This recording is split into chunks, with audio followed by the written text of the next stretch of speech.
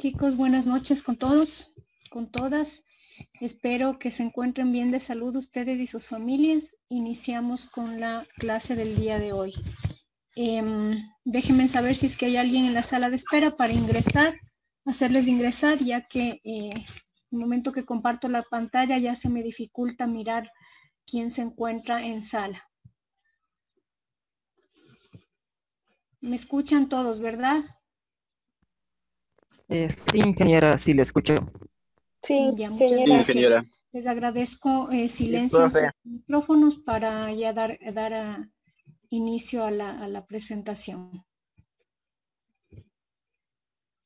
El día de hoy vamos a tratar la comunicación escrita con respecto a estos 5 puntos: los niveles de lectura, el paratexto, el párrafo, los conectores y el ensayo. Como ustedes habrán visto en la presentación que ya recibieron, estos ítems que vamos a dar lectura y vamos a explicar son los que conforman la comunicación escrita.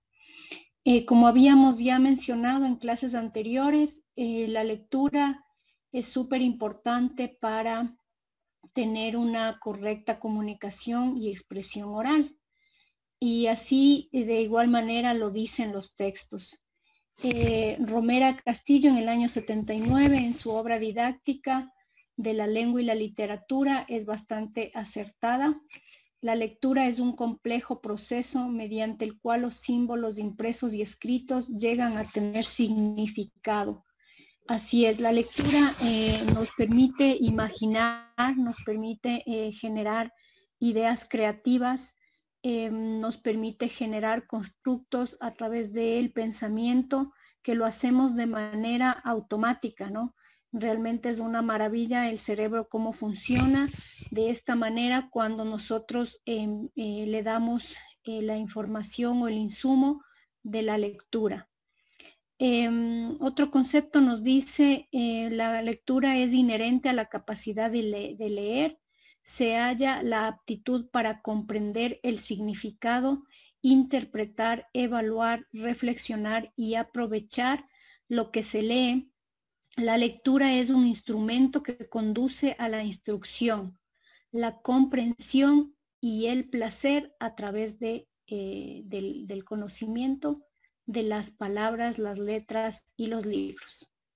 El leer nos hace pensar y el pensar genera inquietudes, búsqueda de respuestas. Por ello es fundamental ejercitar la lectura comprensiva y crítica. Además, la lectura favorece a una correcta expresión oral, que es lo que habíamos ya mencionado en clases anteriores. Dentro de la lectura tenemos, vamos a hablar de estos 3 niveles: el nivel literal, el inferencial y la crítica. Dentro de la lectura literal, este es el nivel más básico, es el texto corto que de forma explícita en el texto nos dice, como su nombre lo indica, de manera específica lo que queremos comprender. ¿Sí? Es lo más sencillo dentro de la lectura. La lectura inferencial, que es aquella que nos permite interpretar, ¿sí? Y nos implica o nos merece inferir, leer entre líneas, concluir ideas no evidentes en el texto. Ya nuestro pensamiento, nuestro constructo cerebral hace y toma conclusiones de los textos que recibe. Aquí tenemos un ejemplo: Juan era pobre pero honrado. Esto es una expresión de un texto, ¿verdad? Podemos inferir que A, los pobres generalmente no son honrados; B, pobreza y honradez tienden a excluirse; y C, la pobreza obedece a un comportamiento virtuoso. Esto es un tema amado para un ejemplo, realmente no es algo que sea en la certeza del texto realmente. Lo hemos tomado como un ejemplo para poder extraer y identificar cómo funciona la lectura inferencial, ¿sí? Sin embargo, está tomado igual de una bibliografía, de una literatura, lo que nos permita para que se entienda para ustedes el cómo se extrae o cómo lo hacemos inferir dentro de los textos a través de la lectura inferencial. Otro tipo de lectura es la lectura crítica, ¿sí? Es aquella en la que evaluamos, planteamos posturas, puntos de vista, comparamos, emitimos juicios valorativos y sustentados. Nos respondemos a la pregunta ¿qué?, ¿cómo? Y ¿por qué? Esta lectura crítica usamos bastante cuando estamos leyendo textos de la prensa, ¿sí? Sacamos conclusiones sobre la política actual, sobre el tema de sociedad, es decir, algunas secciones de la prensa. La lectura crítica también utilizamos en la parte académica. Recibimos la información, los textos, y ustedes, que son las personas que están recibiendo la información, pues utilizan y trabajan con la lectura crítica. Dentro de estos componentes de la lectura, dentro de estos componentes de la comunicación escrita, tenemos el paratexto. El paratexto, para definirlo de manera sencilla, es la parte o el componente de una obra que nos da información, nos ayuda a organizar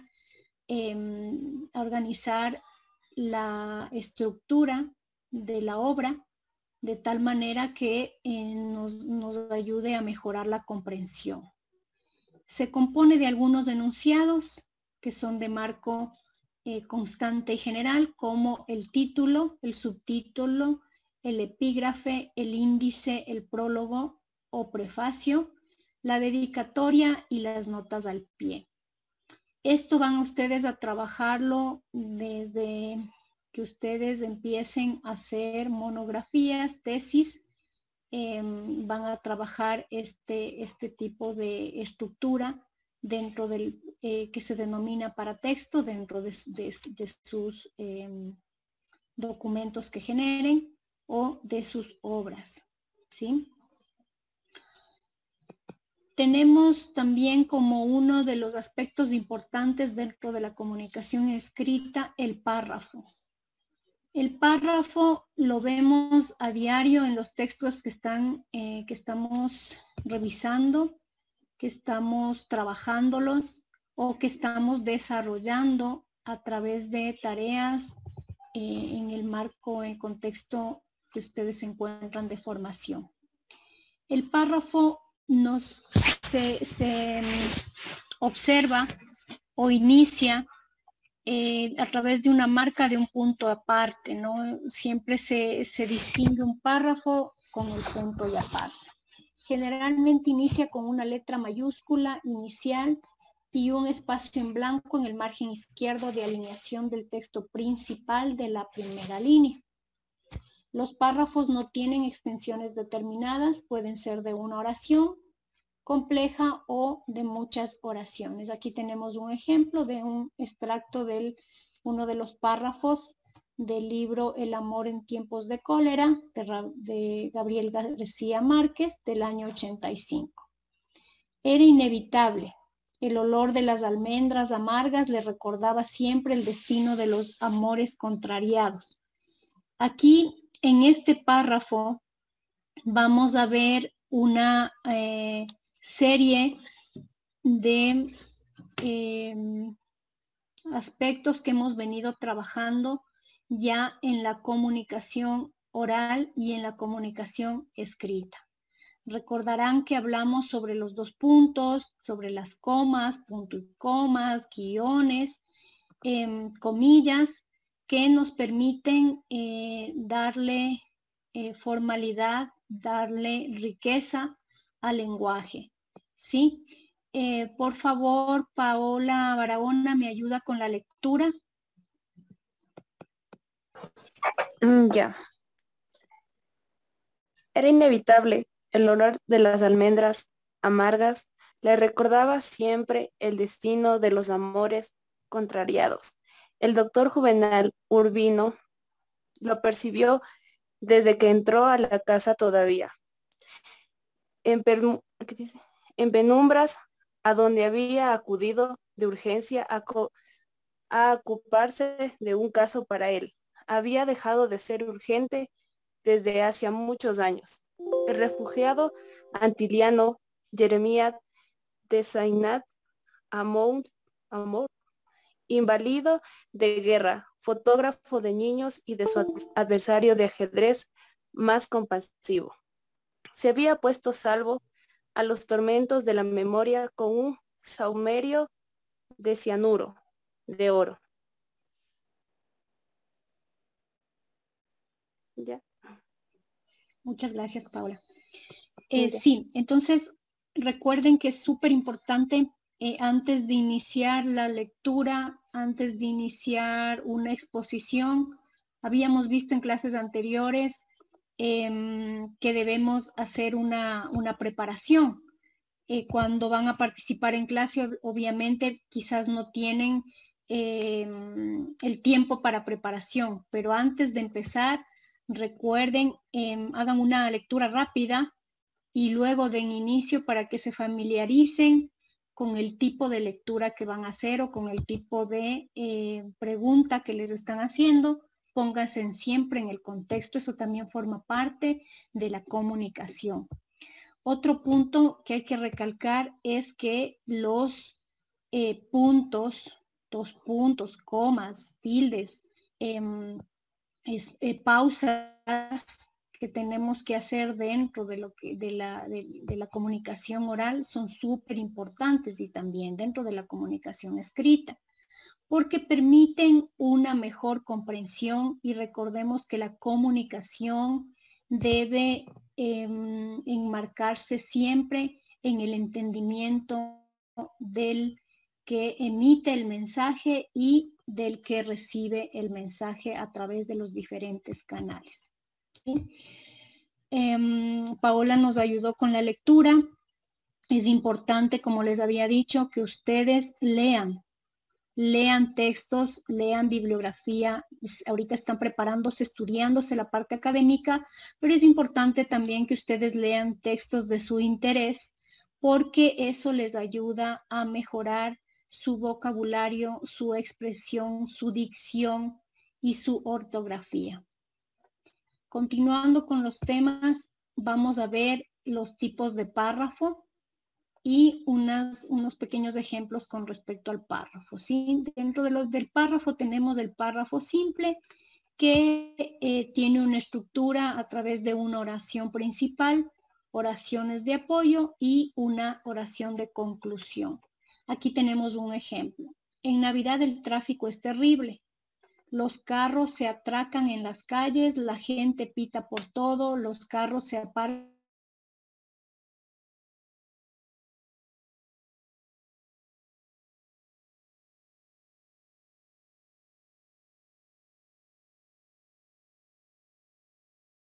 apoyo y la de conclusión o de cierre.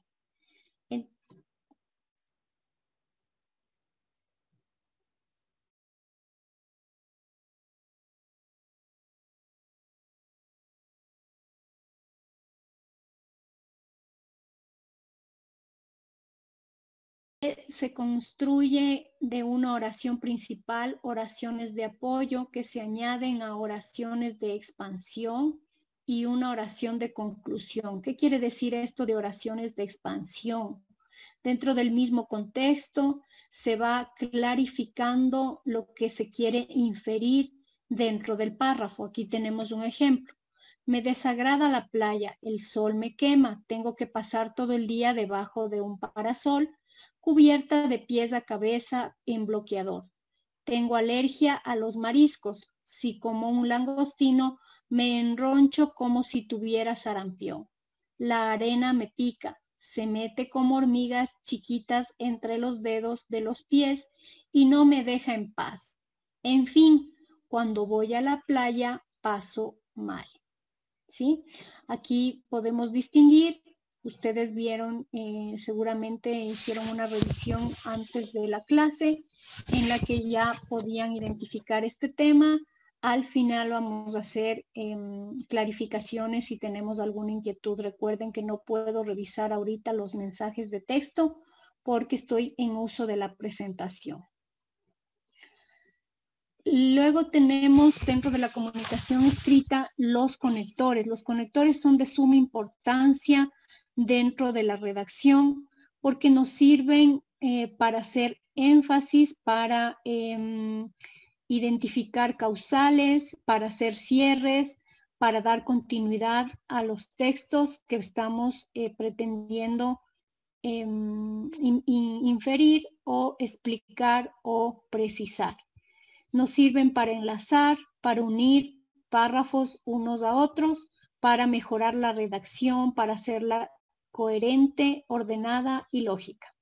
Dentro de estos tenemos los copulativos, que son el y, además, ni, que, incluso, aún, también, asimismo, más, por añadidura.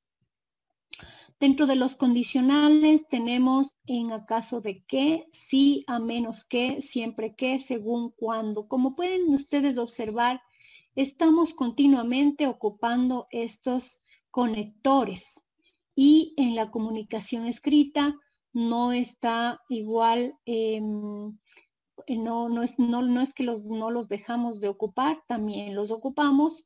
Usamos siempre para enriquecer nuestros textos y la comprensión. Dentro de los adversativos tenemos pero, pese a ellos, sin embargo, aunque, empeoro, no obstante. Concesivos, si bien, a pesar de, aun cuando, por más que, a pesar de, si bien y aunque. Dentro de los causales tenemos por qué, ya que, puesto que, debido a, dado que y pues. Estos causales son los que ustedes los van a ver con mayor regularidad en sus textos. Hay otras más clasificaciones de conectores, pero de acuerdo a la bibliografía, estos son los que ustedes van a observar, a trabajar y los que deben tener en conocimiento. Dentro de los conectores tenemos, como habíamos dicho, estos conectores se usan de manera frecuente. ¿Para qué usamos? Para empezar un escrito, para añadir ideas y ordenarlas, para introducir ejemplos, para indicar conclusiones, para iniciar ideas contrarias, para comparar, para indicar una consecuencia y para terminar un escrito. Como podemos ver, los conectores enriquecen el lenguaje, permiten que el lector pueda comprender a través de estas conexiones de párrafos de uno a otro. Aquí tenemos un pequeño ejemplo. Los conectores están pintados de color azul. Está estorbando esto. Déjenme que les retire para que se pueda ver.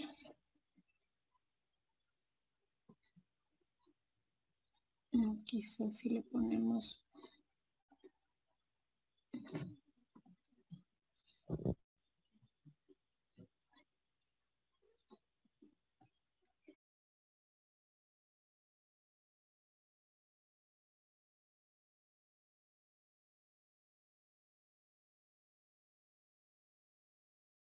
Ahí creo que lo pueden ver mejor, ¿verdad? Ya. Este es un texto para poder observar algunos conectores, ¿sí? Es un texto que habla... Es un texto que habla de los videojuegos. Aquí dice, los videojuegos cada vez van adquiriendo mayor importancia en nuestra sociedad. Seguro que estarán de acuerdo con esta afirmación.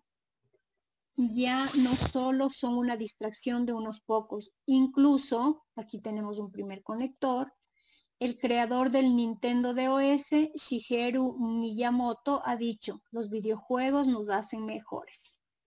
A pesar de esto, segundo conector, me está uniendo un párrafo y otro, hablo del mismo tema y voy a ampliar la idea. Son diversos los sectores que no apoyan esta opinión. concluye e inicia otra y inicia un conector. Por eso catalogan los videojuegos de perjudiciales y no dudan en decir que empeoran la educación de los niños. Y eso es una gran mentira. El por qué los videojuegos estimulan una parte del cerebro, mejoran la psicomotricidad en los niños y la rapidez mental en los jóvenes. El punto malo de este tema es que pueden ser adictivos, como todas las otras formas de ocio. Los padres, si no prestan atención necesaria, la atención necesaria que un niño necesita, a este le puede causar daños morales al jugar a videojuegos para mayores de 18 años. Otro punto en contra es el empeoramiento de la vista debido al exceso de horas delante de la pantalla del televisor o del portátil. Yo a los 12 años jugaba con mi consola a matar marcianitos.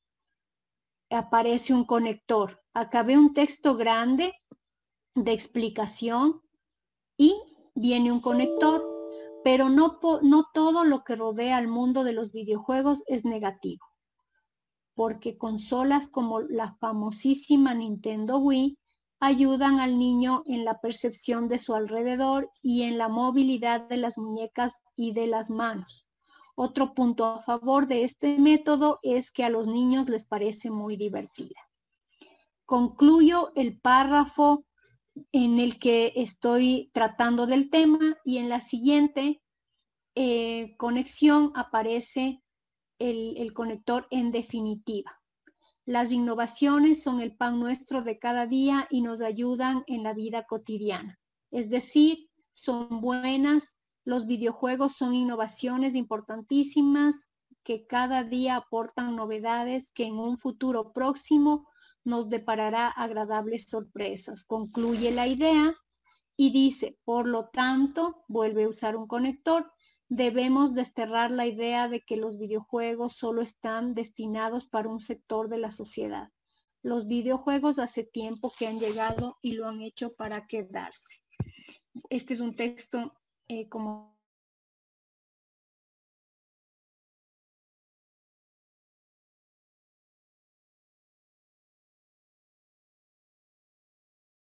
conectores, ¿sí? Aquí ustedes pueden... Disculpe, profe, se le cortó la voz. ¿Puede repetir, por favor? Se cortó toda la explicación. Solo lo último que dijo, ya cuando empezó a explicar. Ya, perdón. Lo que No les problema. decía es Gracias. que en un texto grande y en un texto como ensayos, trabajos, monografías que ustedes vayan a hacer, y es en cualquier trabajo escrito que ustedes vayan a realizar, usamos una variedad de conectores. Aquí están pintados de color azul los conectores que nos permiten, como podemos observar aquí, unir párrafos, ¿sí? Unir párrafos entre uno y otro.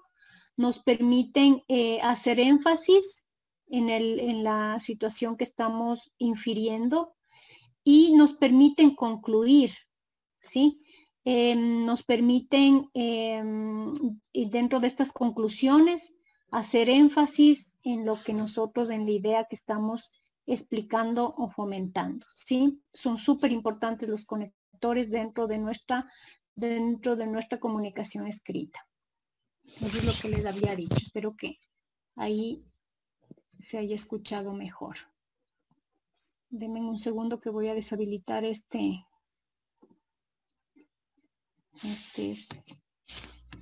pen que está aquí.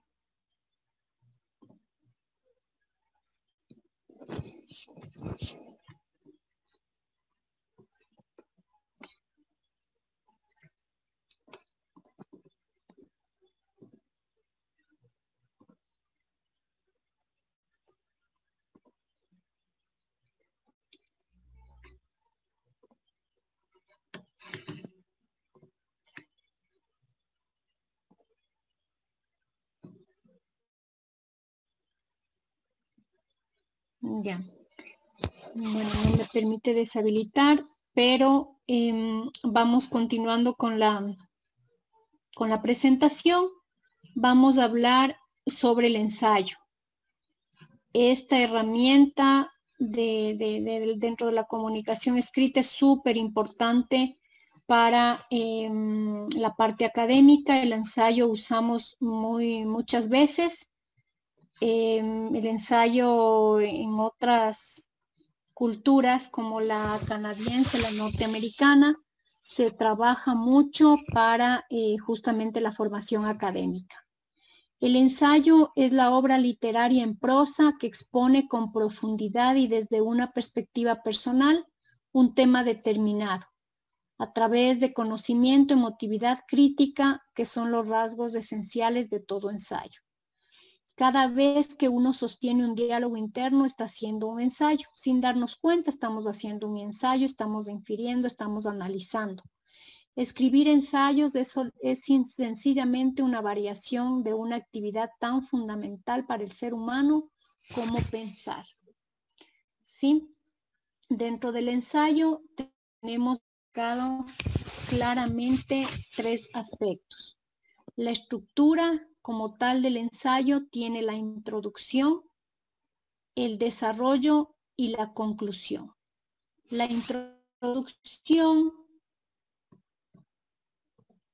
introducción se compone de un párrafo. Normalmente se compone de un párrafo. Aquí se plantea la tesis u oración principal que vamos a explicar, a exponer o desarrollar. Luego tenemos el desarrollo. Este se compone de 2 a 3 párrafos. Cada párrafo desarrolla una oración de apoyo planteada en la tesis u oración principal. Y finalmente la conclusión, que está diseñada a través de un párrafo en el cual cerramos el ensayo retomando o haciendo cierre con la tesis u oración principal.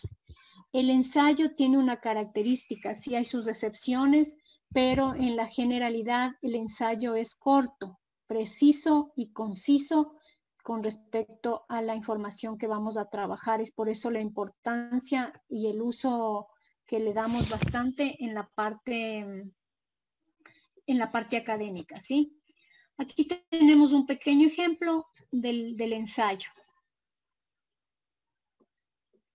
Déjenme ver cómo retiro estas para que pueda leer alguien.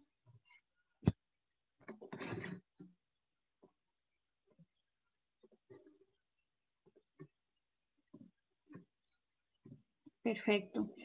Vamos a ver a alguien que del auditorio que dé lectura a este ejemplo de ensayo. Cuando pueda ver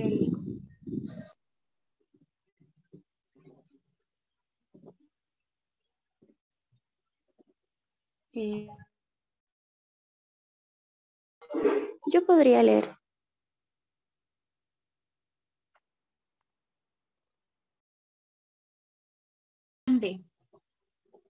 ¿Me ayudas por favor con el ejemplo, dando lectura al ejemplo? No olviden hacer una lectura rápida visual. Listo. Perdón. ¿Empiezo? Sí, te escucho. Ya.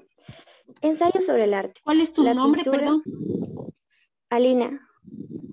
¿Alina qué? Guerrero. Perfecto, gracias Alina. Continúa. La pintura, ensayo sobre el arte. La pintura, el cine, la literatura, el teatro, la escultura, la música son consideradas artes. En un principio todo el mundo sabe qué es el arte, pero cuando se trata de intentar explicar su significado, la cosa ya cambia. Nunca encontraríamos una definición que nos convenciera y nos definiera de una forma objetiva esta palabra, que nos dejara totalmente convencidos y satisfechos, que coincidiera y explicara claramente aquello que entendemos por arte, pero que somos incapaces de definir por precisión. Además, El tiempo que nos ha tocado vivir tampoco nos ayuda mucho. Hoy en día, la cosa más insignificante está considerada arte. Tan solo se tiene que ir a ver una exposición de pintura o escultura contemporánea o vanguardista para saber del que hablo. El arte, como casi todo en la vida, es puro subjetivismo. Para gustos los colores, dirían los castellanos. Sería una tarea imposible e imaginable intentar encontrar cualquier cosa considerada arte, un cuadro, una escultura, una canción, un poema, una película, que gustara a todos y a cada uno de los habitantes de este mundo. Desde los orígenes de la especie humana, el hombre, la mujer también, siempre ha intentado crear belleza, hacer algo que se diferenciara del resto y que llamara la atención. Ya en la prehistoria, las pinturas rupestres eran un ejemplo claro y una demostración que el hombre trata de crear de una forma instintiva belleza, y en parte esa es una de las cualidades que nos diferencia de los animales. A lo largo de la historia, esta cualidad ha caracterizado al hombre, que nos ha dejado millones de representaciones de aquellos que hoy en día denominamos arte. En definitiva, el arte está dentro de nosotros. Es aquello que nos impulsa a crear algo que nos emocionó, que nos haga sentirnos vivos, que dé sentido a la vida. Como decía Miguel Óscar Menaza, vivir no es suficiente. Es decir, no es suficiente vivir, no hay bastante. Es mediante el arte como llegaremos a vivir plenamente y a descubrir aquello que nos impulsa a estar y sentirnos vivos. Muchas gracias. Aquí en este ensayo podemos ver que es preciso, puntual, muy puntual y como dicen los norteamericanos, el ensayo es como una hamburguesa. Tiene pan, carne y pan. Ellos lo dicen así coloquialmente. ¿Sí? El ensayo es súper práctico para trabajarlo justamente en trabajos de, perdón la redundancia, para el contexto académico. Es súper fácil para explicar cualquier temática o profundidad del tema que queramos explicar o trabajarlo. Aquí podemos ver, tenemos una introducción. Normalmente la introducción nos permite dar una mirada hacia lo que vamos a tratar, y luego viene el desarrollo en donde usamos información de contraste con bibliografía, con conocimiento, con experiencia, y desarrollamos esa idea. Así siempre rondan a través de la oración principal o de la tesis a la que nos hemos planteado. En este caso estamos hablando de la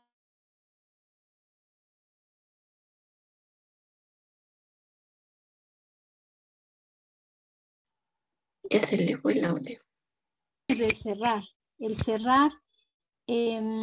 retomando igual la tesis o oración principal, tratando de usar la información de la explicación, que es el desarrollo, y dando ya una conclusión final, que es lo que yo quiero ya transmitir.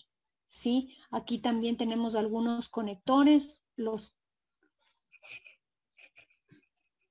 Recuerden que los conectores son súper importantes dentro de la comunicación escrita.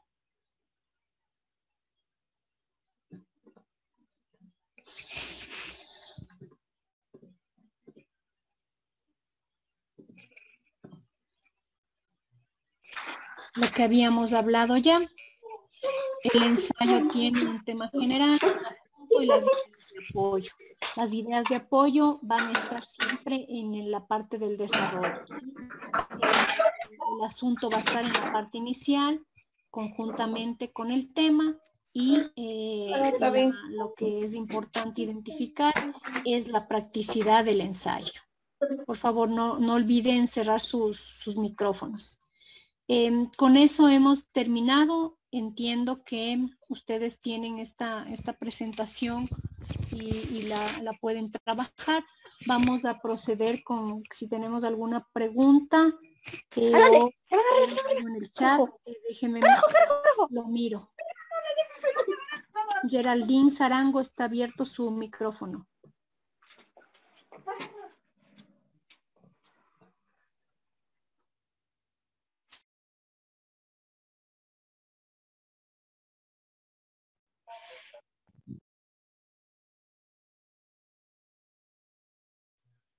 Una duda, Magister. Por ejemplo, usted ya en su experiencia, ¿cómo cree que es la mejor forma de abordar ya un ensayo estando en la universidad? Porque a veces en el colegio es como que buscamos siempre lo más sencillo. No te escuché, perdón, ¿me repites? Que dentro de su experiencia, por ejemplo, ya ahorita que ya vamos a la universidad, ¿los ensayos deben ser un poco más complicados o de qué manera usted considera que deberíamos como que abordar ese tema? Porque antes en el colegio era como más sencillo y siempre buscamos como facilitarnos todo, pero en cambio en la universidad debe ser distinto, supongo. Los ensayos, la estructura no va a cambiar. Sí, si ya lo vienen ustedes o están familiarizados en su etapa escolar con el ensayo, la estructura, recuerden que va a ser la misma. La complejidad radica más bien en el desarrollo de la tesis o de la temática que ustedes van a desarrollar. Como van a ser contenidos científicos, en la parte del desarrollo, ustedes van a tener que trabajarlo de manera más larga, ¿sí? Y con mayor investigación. Entonces, ahí radica la complejidad, si es que podría decirse complejidad, pero el ensayo es una herramienta maravillosa porque es una herramienta que permite encontrar la precisión de lo que quiero comunicar. No es como una monografía en donde tengo una serie de componentes que además de ser más largo, pues tiene mayor complejidad. Entonces, el ensayo, como podemos ver aquí, siempre va a estar estructurado de esta manera. Tiene una introducción breve, tiene un desarrollo y tiene una conclusión. Por eso es que los docentes ocupamos mucho esto para trabajos, porque fácilmente podemos en una investigación saber en qué infirió, cómo está infiriendo, cómo está esa lectura, ese texto crítico, ese párrafo crítico de los estudiantes a través del desarrollo que van generando. La complejidad debería yo en el aspecto de cuánta investigación tienen que incluir o fue la instrucción de que levanten esa información. De ahí la estructura, recuerden que siempre es la misma. Por eso es algo hermoso esta herramienta del ensayo.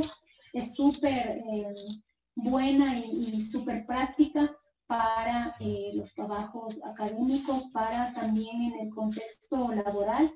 Es súper buena esta herramienta también porque permite discernir e inferir con precisión lo que yo quiero comunicar. Y en tres aspectos básicos: introducción, desarrollo y conclusión. Es así de sencillo esta herramienta, ¿sí? Estoy queriendo ver las preguntas, pero no tengo acceso. Si alguien me las puede ir diciendo.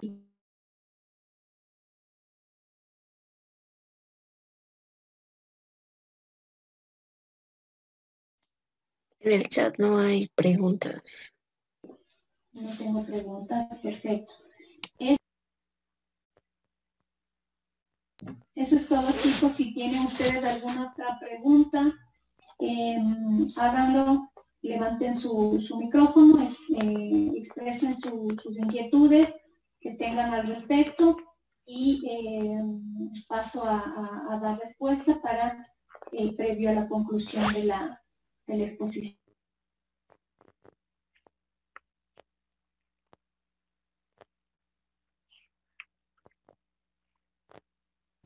Ingeniera, buenas noches. Una consulta. En caso de querer añadir alguna referencia de un texto, ¿usted cree que es conveniente copiar o copiar, cómo se podría decir, hasta punto y coma, todo el texto o resumirlo en sí? Ya, y recuerden que cuando hacemos una copia textual, bibliográfica o de algún contexto, revistas indexadas, cualquier cita textual que hagamos, siempre debemos ponerla en comillas, en cursiva e identificar el autor, puede ser en referencias o dentro del mismo texto, como lo identifican las normas APA. Sí, las normas APA se van actualizando de acuerdo a las mejores prácticas con respecto a el tema de monografías y tesis. Recuerden que también pueden ustedes extraer la información de un texto y con sus propios argumentos colocar la información dentro de la comunicación escrita que ustedes estén desarrollando, y esa no requiere de ponerla en comillas. Sí, en la bibliografía, ahí sí, obviamente, porque es de donde ustedes han extraído criterios, contenidos, han hecho inferencias al respecto. Y recuerden que siempre será muy valorado que ustedes saquen sus propias conclusiones, sus propios análisis, sus propios desarrollos fundamentados. Entonces, para eso es súper importante que dominen y se entrenen en la lectura, porque no puedo yo sacar conclusiones de valor enriquecidas si no me he preparado, y la preparación es a través de la lectura. ¿Sí? Siguiente pregunta.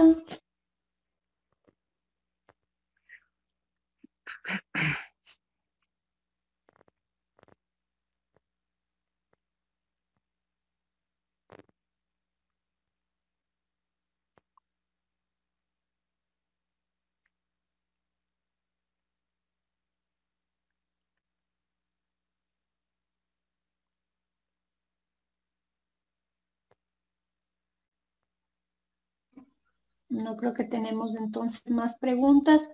Ya salí de la pantalla completa. Salí de la pantalla completa. Sí.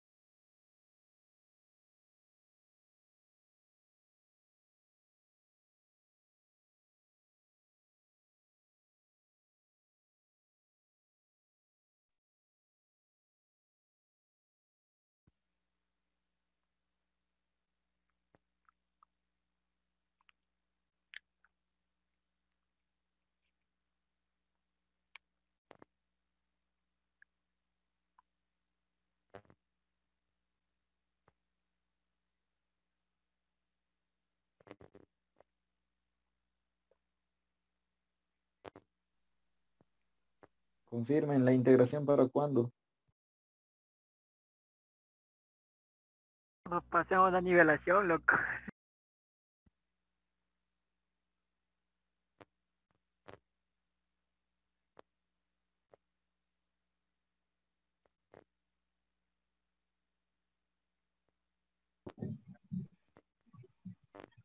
No sé si me escuchó, chicos. Se le cortó. Si tenemos algún problema de conexión del internet, les pido mil disculpas. Adicional con este tema o los otros temas, háganlo por favor, y si no hay más inquietudes, procedemos ya a dar por concluida la clase. Inge, una pregunta, pero no es este tema, es del anterior. ¿Cuál es la diferencia entre, en el debate y el foro, cuál es la diferencia del moderador? En el debate y en el foro. Sí, ¿cuál es la diferencia de la función que hace el moderador?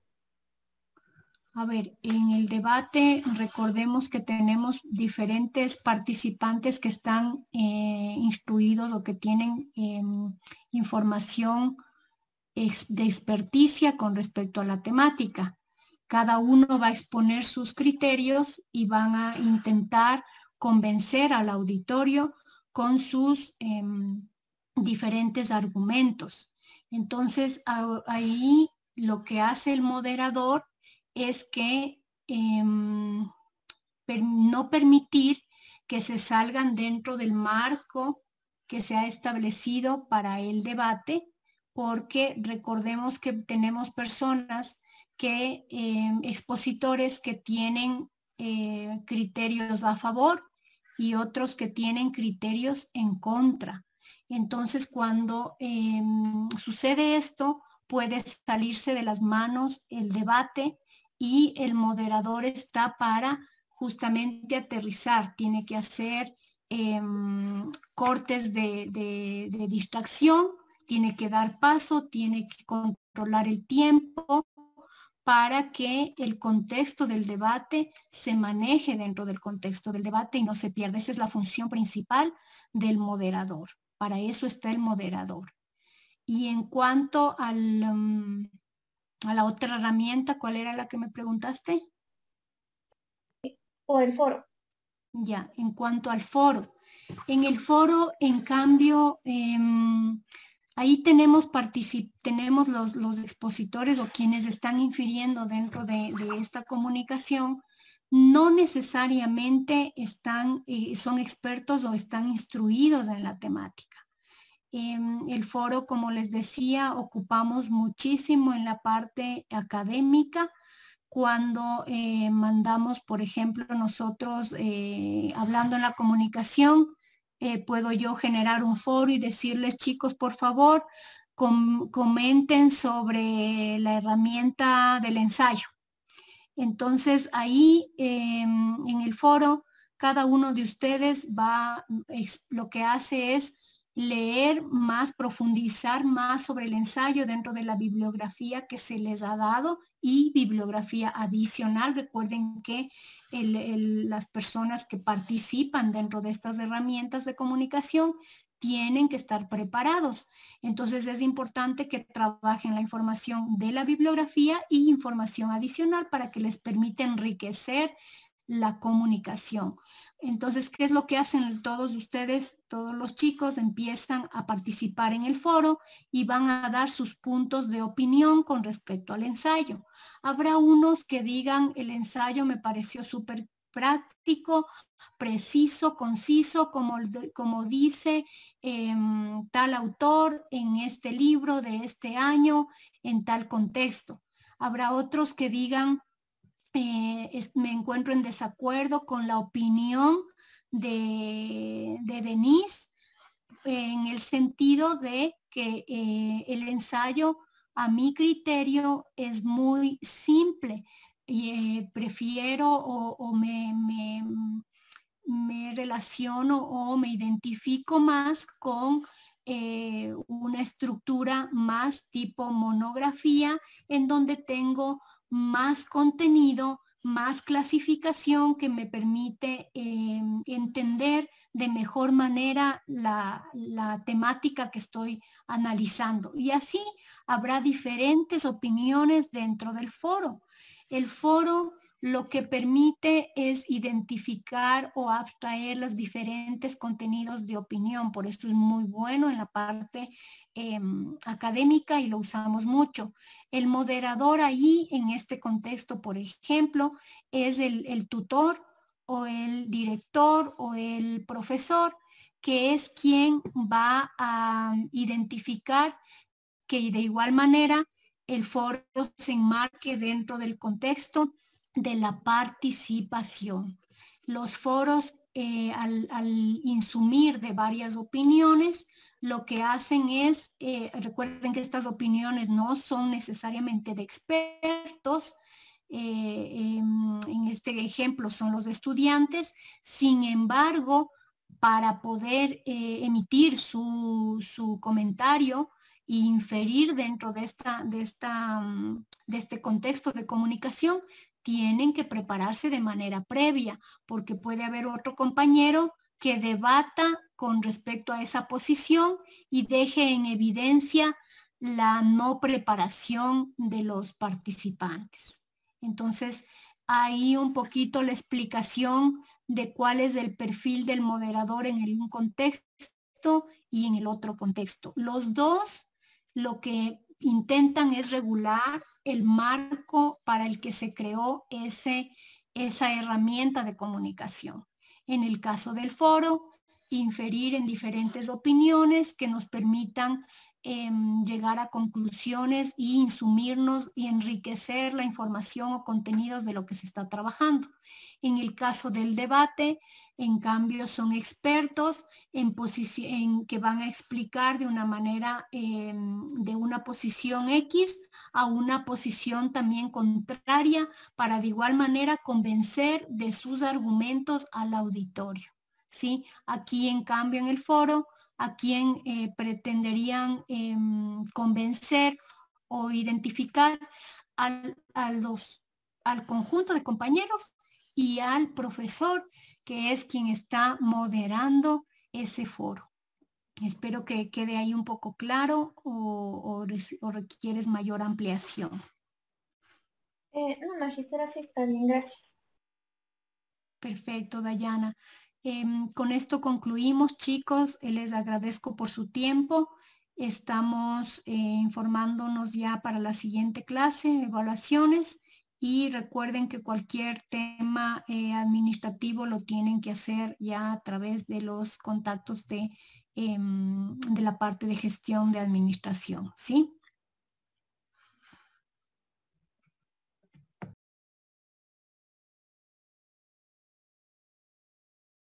Disculpe, Inge, magister, una última duda respecto a lo del foro. También Sí. puede ser, el foro también puede ser de forma puede ser tanto formal como informal, y formal en un aspecto científico y político, y informal en un aspecto más como cotidiano, ¿o no?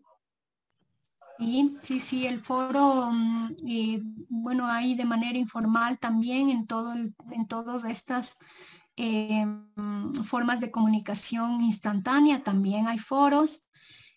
También tenemos foros específicos, como por ejemplo gremios, todos los contenidos, por ejemplo, avances que se hacen dentro de las TICs, las famosas tecnologías de la información y comunicaciones, suelen usar bastante los foros, porque a través de los foros identifican ellos los avances, los nuevos espacios que se van desarrollando, los desarrollos de software, y ellos han trabajado, les resulta, y son los que más han ocupado dentro del contexto formal para mejorar su profesión, para estar al día, para insumirse de contenidos que enriquezcan los desarrollos que van trabajando en la parte práctica de su mercado laboral.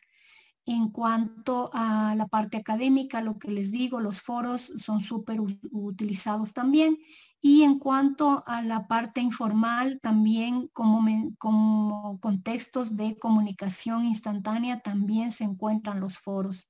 Entonces, está abierto a todos los contextos, mas sin embargo, recordemos que dentro de la formación académica nos concentramos más de la parte formal, ¿no? De los aspectos formales y de los usos formales dentro de la comunicación que estamos hablando, esta temática, de estas herramientas que nos permiten mejorar, clarificar, ordenar y enriquecer la comunicación.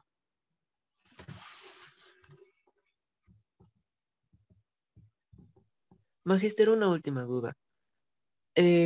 La única diferencia entre el foro y el debate es que en el foro se preparan menos que en el debate. No, porque recuerda que el debate es también verbal. El foro es escrito y es usado a través también de estas plataformas virtuales. En cambio, el debate se enriquece de manera verbal, porque recordemos que la comunicación textual, la comunicación verbal y la no verbal también impacta dentro del debate. Y por eso es que el moderador también tiene que estar atento a esos rasgos para controlar el debate. Entonces, revisen la bibliografía, revisen, ahora ustedes tienen al acceso de un clic toda la información, revisen lo que dicen las normas APA, revisen lo que dice la Real Academia de la Lengua, revisen la información y clarifiquen los contenidos. Las diferencias entre el debate y entre los foros no solamente consiste en una diferencia, ¿no? Sino en algunos contextos, en algunas diferencias que marcan esa herramienta y marcan la otra herramienta. Y identificando esto, yo sé cuál debo ocupar para llegar a mi objetivo que me he planteado en esa comunicación. Los debates, como pudimos ver, les ponía el ejemplo del contexto de las elecciones presidenciales. El contexto, en ese contexto es súper bueno aplicarle el debate porque ahí podemos, las personas, el auditorio, que en ese caso es la población, es la mejor manera que puede identificar la experticia, los contenidos y la información que están emanando estos participantes, que en este caso eran los candidatos presidenciales. Recordarán ustedes que pusimos ese ejemplo. En honor al tiempo, tengo que concluir la clase. Permítanme solamente mirar si tenemos algún comentario de valor que lo podamos dejar para el cierre. Y si no, ya concluiríamos. Denme un segundo, por favor.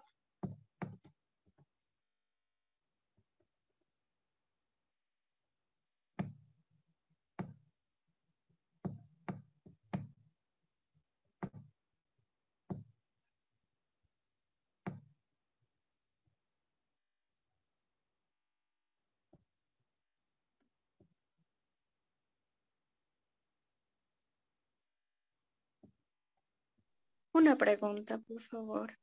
Sí, Nicole, dime. En el foro se trataría como de enriquecer una idea, ¿verdad? Un tema. Y en el debate se trataría de contraponer ideas del mismo tema. Sí, y de convencerles al auditorio de una posición u otra posición. En el debate es súper importante que haya personas contrarias a los criterios, siempre contraponerlos porque eso va a enriquecer la comunicación que llega al auditorio. Cada uno desde sus puntos de vista, de sus puntos de explicación, van a intentar convencer de su ponencia al auditorio. Y en cambio, en el foro,